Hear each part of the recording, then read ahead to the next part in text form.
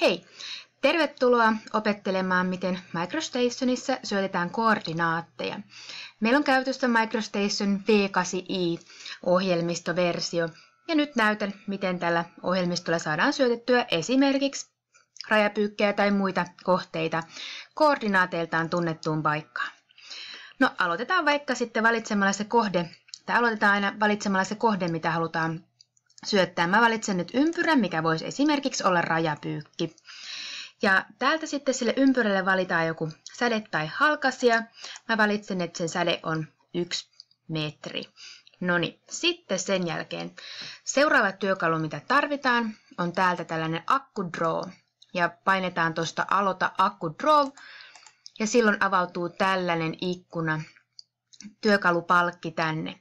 Ja nyt sitten, jotta pystytään syöttämään koordinaatteja, niin täytyy tietää sellainen maaginen kirjain, eli M niin kuin Matti.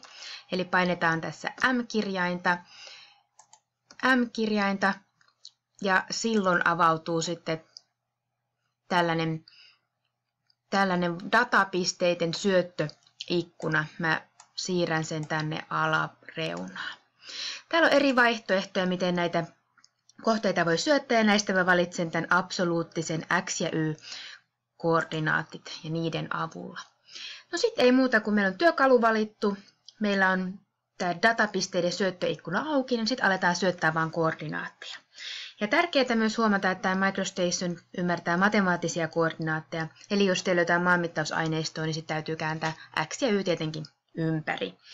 Mutta aloitetaan syöttämään. Mä aloitan syöttämään vaikka 3310,4810.000.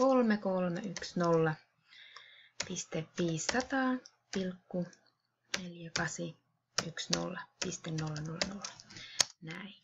Ja näin sitten ensimmäinen koordinaatti tai ensimmäinen rajapyykki menee paikalleen. Sitten syötetään pari muutakin pyykkiä.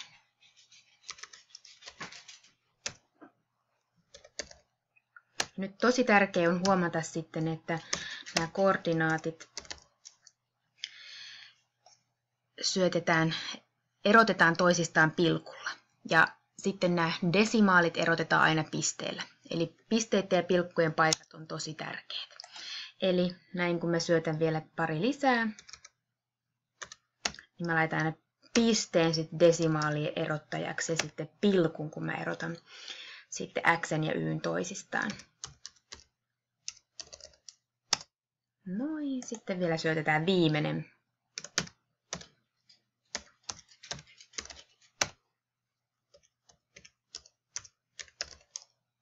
Näin me saadaan sinne sitten neljä pyykkiä paikalleen. Ja sitten jos me halutaan vielä tarkastaa, että menikö ne varmasti nyt koordinaatiltaan oikeaan paikkaan, niin sille voidaan vähän zoomata tonne ja painaa tentatiivia, eli hiiren 2 nappia yhtä aikaa tämän ympyrän päällä, niin siihen muodostuu tämmöinen iso risti. Ja silloin me nähdään täältä alareunasta, että mikä sen pisteen koordinaatti on. Ja näin meillä on kaikki valmista ja nyt osataan syöttää sitten koordinaatteja MicroStationiin. Kiitos mielenkiinnosta!